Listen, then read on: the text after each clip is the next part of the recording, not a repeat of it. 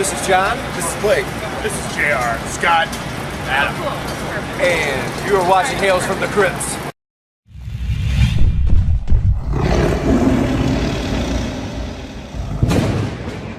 My name is Sean the Butcher, and 21 years ago, I think, spawned from the hells of the earth, the ooze started coming out, and now sitting in front of me are the creatures of that ooze that destroy everything people could possibly conceive. Not only have they changed the face of grindcore, but I think they have also changed the face of metal as a whole. I am surrounded by Pig Destroyer. What is going on, gentlemen? Sean, that was really nice. There's still ooze coming really out of me sweet. right now. Yo, Actually. I got guitarist Scott Hull. What up, Scott? How's it going, man? I got on the horror samples, my man Blake Harrison. What up? What's going on? I got J.R. Hayes, one of the greatest poets of our nation. How's it going, J.R.? Oh, that's so sweet. One of the greatest drummers in the history of the world, Adam Jarvis. And new to the band, kind of, John Jarvis on bass. Hello. Yes, we have a bassist in Pig Destroyer. A little bit of low end. I love it. Listen, this is your 6th studio album, correct? Head Cage. It's out now on Relapse Records. How does it feel having this brand new album out to the masses? Finally, you guys have been working your ass off on it. The world has been waiting. How does it feel to finally have Head Cage out? Kick ass. Kick ass. You guys put a lot of work into this. It's been like how many years between this and Bookburner? 6 years, I think. 6 long years. And then how long did it take? Was it 6 years of writing? No, Or? no, no. It's It's what, but like 2015? The earliest demos for this, like the earliest songs, like Army of Cops and I think Circle River have timestamps on them of 2015. So it's been a long time. I mean, it's just difficult with, family and jobs, and also this time around we wanted to spend more time, because typically what we had done in the past for Prowler in the Yard and Terrifier is we would sort of just get in the studio, set up everything, write and record songs as we come up with them, and then have JR do vocals, and then just that would be kind of it. So it sort of sounds spontaneous and messy and kind of chaotic. But this time around, I kind of approached it like a Blake's, I'm sorry, Blake's having a blast. He just laughing his ass off. Blake can suck it. I'm done with my story.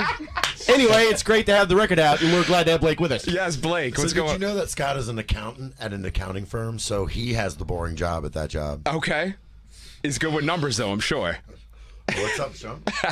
It's awesome to have you guys here, and I love your music because everything about your music is horrifying.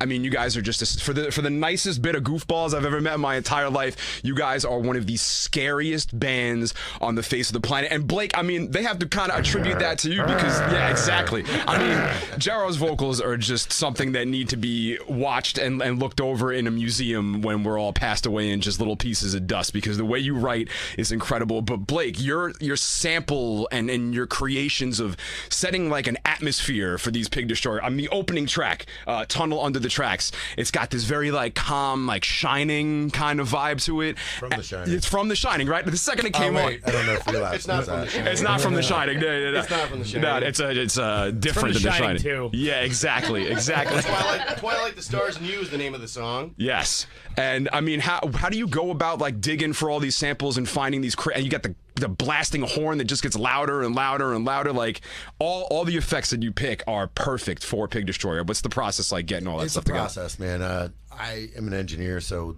I have a lot of stuff going on in the background at work while I'm sitting there designing systems and stuff like that. So I'll typically write something down, jot something down, and capture it when I get home. Now, that being said, there's a lot of input from Scott and JR on it too. Of course. Didn't we use that fucked up sound they were pumping into the Cuban embassy or whatever? I think we tried. I don't. I thought we used that one on the record. So it's it's a lot of trial and error. But recently at Maryland Death Fest, I had some kid. Can you turn that off? Got some extracurricular activities going on over here. I had some kid come up and say, how do I get into power electronics? And I think my answer was don't. So, I mean, I'm not gonna lie.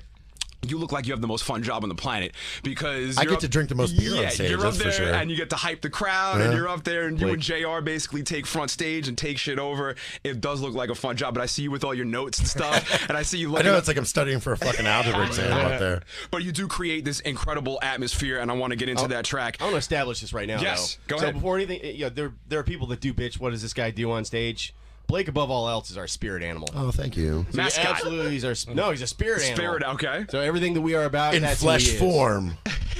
Anyway, go ahead. I'm sorry, I didn't mean to cut you off. I mean, I love this album because it's A lot of the earlier Pig Destroyer albums are just like punching you in the face relentlessly, that nonstop grind, and this has a little bit of a more different kind of flow to it, and there's still those elements of grind in there, but this is more like I feel like you guys came together as a whole and finally like were able to put something together. You got you got a bass player, you got John Jarvis now. There's a whole lot more like low end on the album, and there's a whole lot more groove. Was this like a conscious decision, or was this like you're just what you were writing, you're feeling at the time? I'll jump in, but I think Blake's gonna give me shit. We for just talking wanted over to 5 take- words, so you don't want to say.